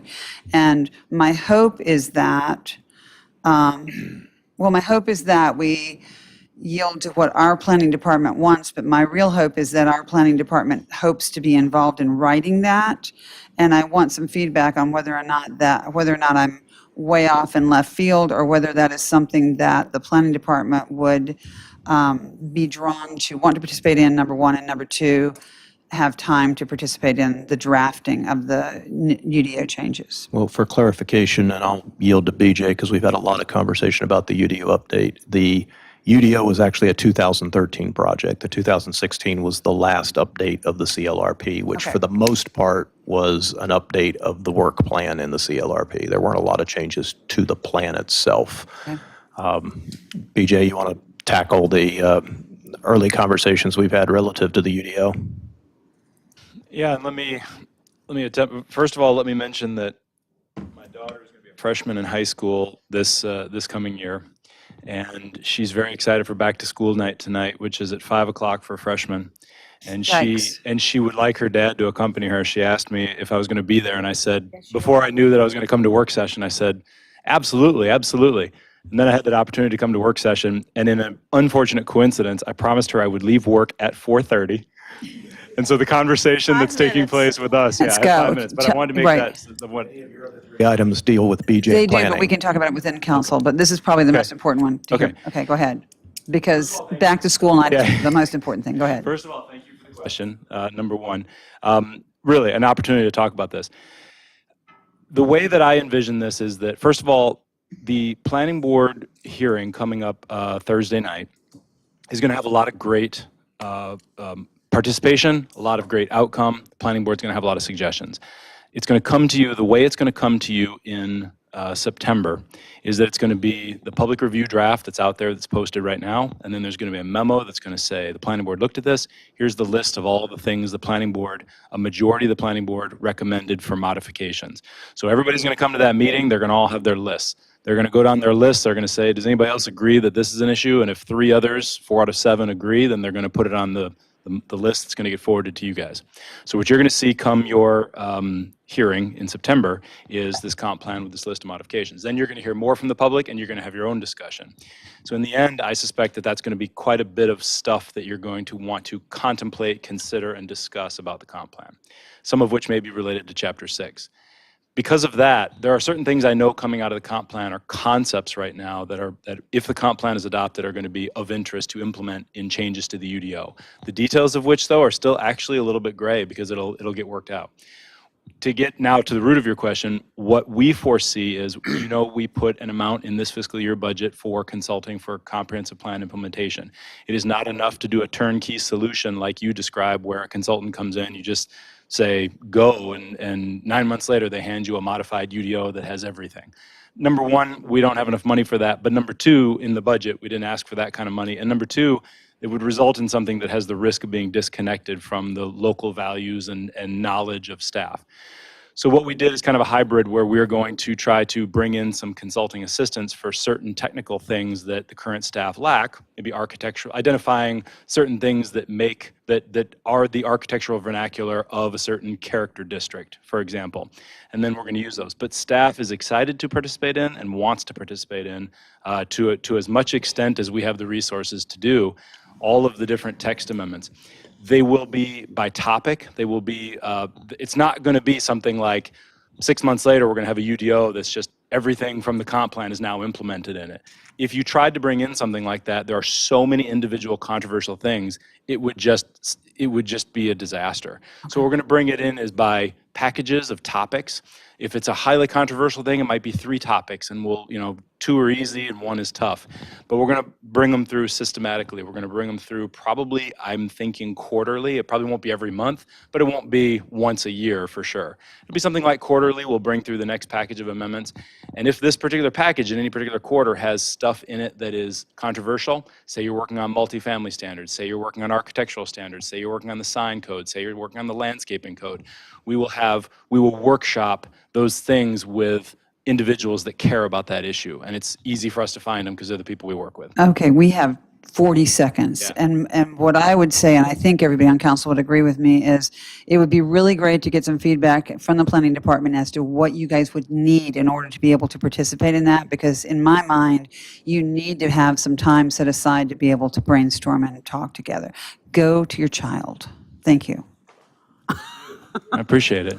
Thank you very much. I've got a member of that one too. So. Are you supposed to be at back to school night? We're dividing and conquering. I get a later evening of activity. Oh, man. Thanks. I really appreciate you guys. I appreciate the council and the public and everybody understanding that this is important, so thank you. Very important. It's a big deal. We'd like to include you but not kill you. Yeah. Say a freshman. Good luck. That's awesome. So my other 2 issues regarding the UDO are, I would like for everybody to take a look at FRR at some point, the zoning, and I would like for us to, it not only does it stop in the middle of a sentence, it stops in the middle of a word, and I would really be interested in having the planning department get some proposed language because that is sloppy and an embarrassment. Go. You address that one, and I'll save BJ. BJ's working on something, some of these quick amendment type things that he's brought through before, and I think you had asked him about that earlier in the week or late last Yeah, week. right. And his number one suggestion on that is that we simply strike the partial sentence and just get it out of there because nobody can figure out what it was Exactly. working towards saying. So if It's everybody's yours. kind of on board with that, he can make that part of a two-piece thing that he's already preparing to get onto the September Planning Board agenda, which means you would probably see it come October. But we just talked about that earlier this morning when I said we had the staff meeting with planning. So if everybody's on board Okay. with that, we'll just get rid of the partial sentence. I think while we don't have an application on the table, I think we need to do it now. I do Yeah. too. I think that's pretty important. And I also, originally, and BJ did correct me on this, I did go to him with the idea that I wanted to remove multifamily from OS. And as we all know, we've had a lot of changes in regard to multifamily now. And really huge thank yous to Reagan and to Mac for that. But BJ's comment to me when I asked him about this was the Nightdale is doing a pretty interesting thing. If it's a PD or if it's OS and if it's supposed to have some business in with multifamily, Nightdale is doing a kind of an interesting thing where for every unit you have to have 100 square feet of business. So in other words, if you have 15 units, you have 1,500 foot of business, which kind of makes sense to me. I had been going percentage, but they were going based on a unit, you then had 100 square feet of business required. My biggest concern under OS is that it's not a mandate, it's an invitation. And so the word is there. We encourage developers to do this. And I think that I think we're not doing our job if we're encouraging people. I think we need to mandate, you shall do this, or this is a rule unless you ask for and receive a variance. So again, that's another, I'm just trying to look at zoning as far as addressing some of the issues we've had. Yeah, it seems like, I know a few, like, that happened, and it just like by right, it fell that way. I feel like since we made that change though, like this latest one that we're still debating, has sort of forced that mix that you're Agreed. talking about. Sort of, I don't know if that's a perfect solution, but at least we're moving in the right And direction. and I'm going to give you the bandage on a hemorrhage line. That's kind of what that feels like. So I would love to remove the invitation RSVP tone from our UDO.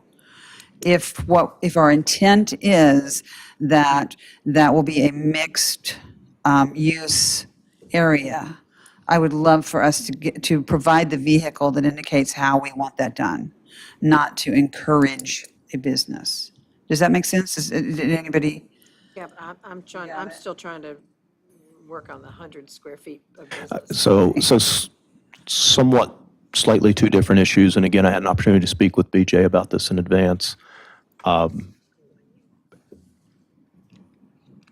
First of all, the removal of multifamily from OS, again, you've already essentially done that for any project of 10 or more units. Right. So And at this point, we're talking 9 or less units.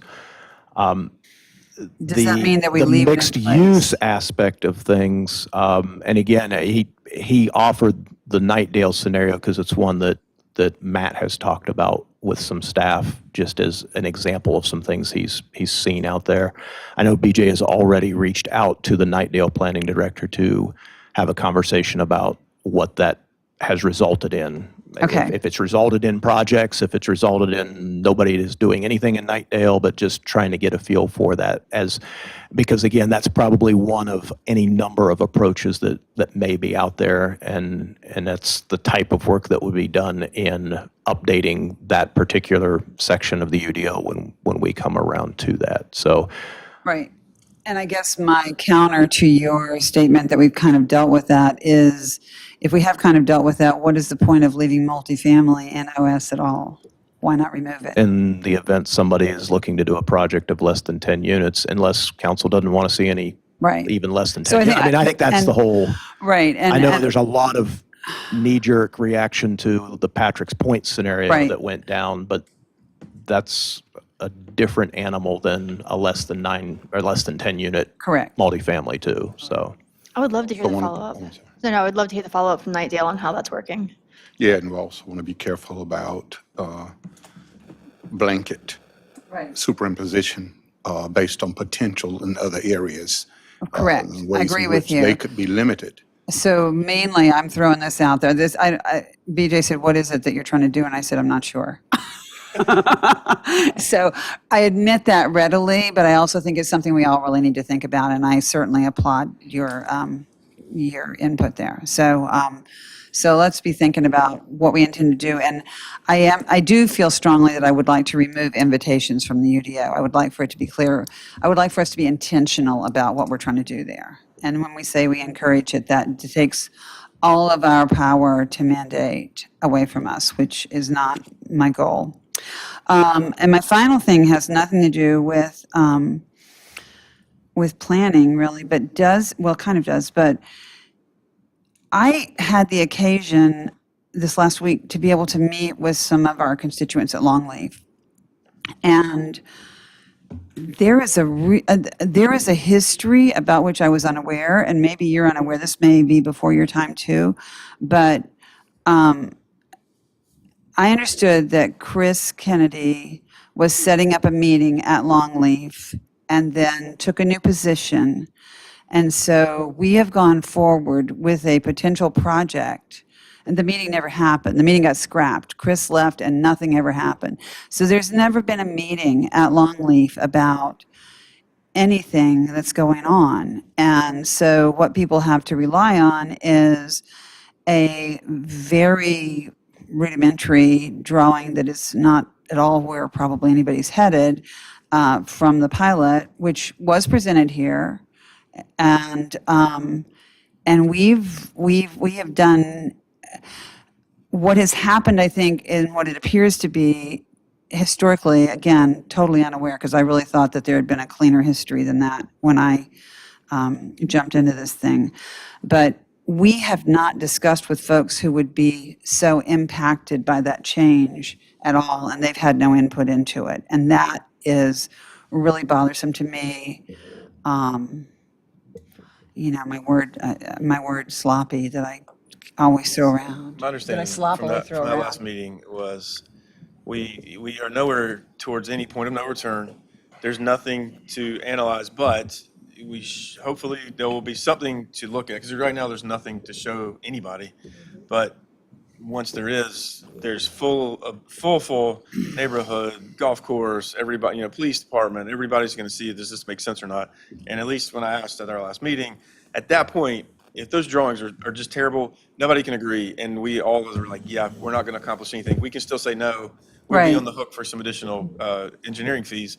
But at this point, nothing is to the point where it's happening absolutely. True. Because nobody knows what that is yet. And we also promised them neighborhood meetings once we had some. There isn't anything more to show or demonstrate Right, but I until- do think there is no absence of public input. Well, And, so let me fill in some history here. And Okay. I know Mr. Carroll, Mr. Simeon here in the back of the room, but this entire project originated with Councilman David McNeil prior to him becoming mayor, and Councilman Simeon.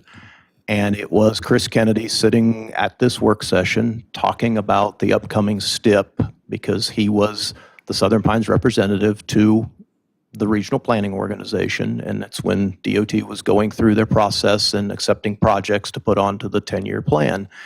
And David and Jim rightfully had a lot of concern about the amount of cross-country runners running up and down Knoll Road, strollers going up and down Knoll Road, walkers on Knoll Road, and said, is there anything that can be done out there? And thus, the idea of a project, multimodal, pedestrian and bicycles, et cetera, was born for Knoll Road. So that's where this whole thing started.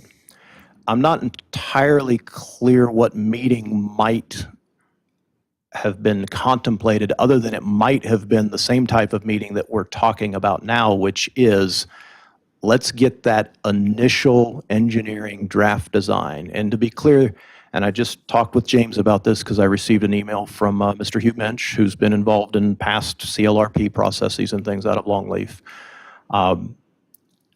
What James is working toward with the consultant is what would be considered about a 30% design. It's literally to go out there, take a look at where these intersections are, look at site distances, look at a lot of the things that were brought up when we had the work session where quite a few members of Longleaf came in and we said, and we had an engineer sitting here with James, and we said, you know, what sorts of things, what are the concerns? So that the engineer looking at it will know specifically some things to be taking a look at out there. Chris leaving didn't have anything to do with the canceling of any sort of meeting that I'm aware of. Apparently. What would have happened in all likelihood is DOT canceled the project before we could even get to this stage of authorizing, let's get to 30% design and start looking at some of the stuff. That's when DOT said, we're not funding any more projects. We've got our financial problems, and the project died. So the need for the meeting sort of died. You'll recall, and I don't know if it's been a year or 2 years now, forgive me, but James came back to this council in a work right, session I and said, remember. hey, there isn't nearly enough money for what it would cost to do a project now. Here are some designs, and he put some different things up on the screen and said, is council interested in pursuing one of these? It's going to involve a larger match if we can even get DOT to throw money back into this. Based upon the suggestion of council of, yeah, let's pursue this, let's see if we can get DOT to throw more money in the pot. James went back and started lobbying with DOT about, all right, you canceled a lot of projects. Some projects have just gone away or they've found other money. Is it still possible to do something out here? DOT since has come back and said, yes, and we'll even throw in this. So that sort of reinvigorated and revitalized what had become a zombie project. Right. So now we're back to the stage of let's get to that 30% sort of drawings so that a meeting can be set up and we can talk about specifics. I mean, one of the things that was made very clear was concerns over the entrances at Airport and at Midland. So James has passed that along to the design engineer. It's going to involve, in all likelihood, some form of participation or agreement, at least, on behalf of the club. That because in order to avoid those entrances and leave those elements, in all likelihood, the path may have to spread out into their land and outside of the right-of-way. So those are the types of early things that need to be looked at in that 30% design to even Right, but determine if they can be But a addressed. 30% design that's going through a neighborhood, it seems like to me the right time to have input from the neighborhood is prior to drawing the 30% design. Well, that was the intent of the work session that was held here, where quite a bit of back and forth was provided to the engineer. I mean, a lot of the questions that would be asked at this point, there isn't an answer for. If the question is, can a four-way stop go in all likelihood, the MUCD is going to say no, but that doesn't mean we don't go ahead and design it into it. If the question is, can a portion of the left-hand lane at X be saved? That can't really be answered until that 30% design, because they've got to get out there in the field and take a look at those types of things. But those are exactly the types of questions that have been asked that they do have knowledge of now. Okay, I feel like we're a little backwards, but I understand what you're saying too. I appreciate it. But I know that the people of Longleaf are not feeling like they've been heard. Well, we heard 13 of them speak at the last meeting. And I fully intend that we will again. Like, I mean, that's what I'm saying. I'm very careful. Like, nothing. Council's desire to go schedule a meeting at Longleaf, we're happy to advertise it and make that happen for you. What I'm offering to you is there isn't a whole lot more from the staff side or the engineering side at this stage that hasn't already been said. I think we need some drawing or idea. To then go back. Yeah, and look before we meet with them. But I appreciate that you have engaged with them since. I know that, I'm sure they appreciate that. Being But that they showed up. until, like, at that point, we look at the 30%, and if it still doesn't make sense, we can say no. We have something to work from. We can say, do not move forward. It's just not working for everybody's concerns. But we won't know that until we see something to talk There's an aspect of this that you haven't necessarily heard, which is this is not intended to be a Longleaf specific project. Correct. I understand that. I mean, It's- Dan understand. Cohn, if he were here on behalf of your Understand. BPAC, BJ would talk about the people he bikes with there and things. So I understand. you can hold a meeting at Longleaf, but you may alternatively also need to hold a meeting just in a public hearing at your Douglas Center or whatever to hear from Right. those that have an interest in the path too. Right. If we get the 30% drawing and find out that Longleaf really doesn't make sense for a greenway to go through or a bike and pedestrian path, is there a chance that we can use those 30% drawings and apply them to different areas, or just sort of like change directions of the project, or is that our only, is that road the only option? If I understand your question correctly, because if I interpret in a different way, my answer is going to change. Because the answer is it depends. Okay. But the money, are we set in stone at 30%? No. The idea of 30% is you take a look at conflict areas and you make some adjustments and things. If, for instance, I'll use an extreme, if the thought was, well, let's just go to a concrete sidewalk up the side of the road. One, that significantly changes the project, and it actually has a potentially a much larger impact because of the trees that'll have to be removed, the retaining walls that have to go in. But two, DOT is not going to fund that. That's not considered multimodal. Now, if instead of a concrete sidewalk, you moved to an asphalt multi-use path, I'll just say similar to along Morganton Road, we can ask. Again, the impact pretty significant based on some of the other concerns that have been stated about the irrigation lines and the maintenance of existing trees and things. At the point at which you're taking that multi-use path off of the existing asphalt width, those things are going to be impacted. There's just Right, no way right. around it. Okay. So maybe. Okay. So there's potential that it's not Solid all maybe. lost. I mean, it's not like it comes back and they say no, and Right. we say, well, we tried. I mean, maybe it is it's a work in progress. It's just going to take time. Yeah. Okay. Okay. Anything else? That's my list. Thank you. I did want to quickly say something. I'm sorry to jump back. After Marsh's recommendation, we did have a resident film the trash truck grabbing recycling and throwing it into the trash truck. I don't know how often it happens, but it seems it was the entire route that truck took. And I think it's a staffing issue. I'm sure if we took it back to Waste Management, GFL, thank you. Oh, it has. I mean, I'm sure it would come back and they say it's a staffing issue. That's my guess. The problem is we're still paying for the recycling. So those households that didn't get the recycling picked up, we're still paying for it. So I appreciate that it went back. I'll follow up with you later. Kind of skews the data too, I think, if you are. Right, that's my other Yeah. concern, is that we have more people recycling. Today, because of the other gentleman, yard debris. You can't wait for this job, can you? You're going to know all about trash every day. You're going to get a little love note.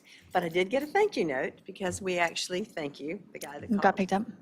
It was picked up. His yard debris was picked up. Yeah. I've heard the yard debris has been, Because it Been was slow. not picked up, it was just, yeah. it's all right. Okay, Yeah, I didn't have trash picked up when I lived in another place for 3 weeks. Actually, if I may, and I don't want to interrupt you, but It's all right. because No, I was it's a done. pertinent topic, Mac is working with Mike and Dave and myself on getting through the contracts for the switchover that you all authorized and chose direction on at the last meeting. If it is possible, and please hear me say if, because we've got to work through some details with the contractor, but they have suggested that they would be very much interested, but they've got to prove some ability to do it, in working toward a contract that would come into effect July 1 as opposed to January 1 of 25, so July 1 of 24. is that an option? What I'm asking you, because we're going to ask them to demonstrate to us what that transition looks like and guarantee that they can get the trucks. And again, they've got accounts in other states and things, so they could very well be capable of doing that. My simple question to the council is, if in fact they have the ability to do that, GFL is not a problem in getting rid of the last 6 months of what we've already signed up for, and that may or may not be an issue. If council is receptive to and interested in making that change July 1 as opposed to January 1. And I don't I'm not here to put you on the spot. You don't have to provide me an answer right this minute, but I wanted to bring up the fact that that might be an option, and we're willing to pursue it to the nth degree if it's something you'd be interested in, because we do have concerns about the ongoing service issues and what that might look like now, knowing that contract ends. Yeah, I can say I'd like to know if it's an option, for sure. Okay. Agree. Share the option, sure, yeah, if that happens. No, you didn't. I was done. I interrupted Bill, yeah. Table? The only question I have is just, do you have an update? Again, Anna teaches us all what's going on the one-way Broad Street. Yeah. Anna printed what we released, which is what we know at this point. So that's, okay. So, and again, this is now becoming the discussion of the one-way of Broad Street, but really what we learned was that the DOT contractor was going to be delayed in coming in to do the paving that's necessary, whether we one-way it or not. This all started with a conversation that DOT was going to be paving Right. those two sections of road. They let us know their contractor had advised them they would not be here when they originally said, because you may have noticed signs out on the street where we were trying to let the public know that, hey, construction closure, and they let us know, hey, it's not going to start when we said. So we went out, we changed it, we released the information, but we didn't get detail from DOT relative, and I don't know what kind of detail DOT got. Generally, those contracts say, here's your contract, you've got X date within which you've got to complete that contract, and that date's usually well out into the future. Please give us X amount of notice as to when you intend to start. So we're just waiting to hear back a new schedule so that we can at least try to advise people as much as possible. And then on the other side, we have some issues, some people that are concerned about that. Yeah, and on that one, I loved Mr. Pate's suggestion, and I think we had even talked about it at this meeting, just about not painting that side of Broad Street initially and kind of getting a sense for how the traffic flows and how it all works. So I would offer, though, if you've not done it with it in mind, and I know I sent you all an email, Illinois, we have confirmed Illinois did receive the work that I remember that we had received, and DOT has confirmed to James that relative to angles and coming up over the tracks, Illinois is actually better than Massachusetts now. So there was a truck that had an issue at Illinois just a couple of weeks back. I think I was coming back from Rotary or the community development building, but that was not because of the tracks. The truck actually, dropped a stabilizing bar or whatever, and it kind of stopped it on the tracks, but it would have happened at any of the crossings. So it had nothing to do with Illinois being too high or anything. Thanks for looking into that. Anything for the roundtable? No. I make a motion that we adjourn. People? Aye. Aye. Thank you very much. What's your recovery time?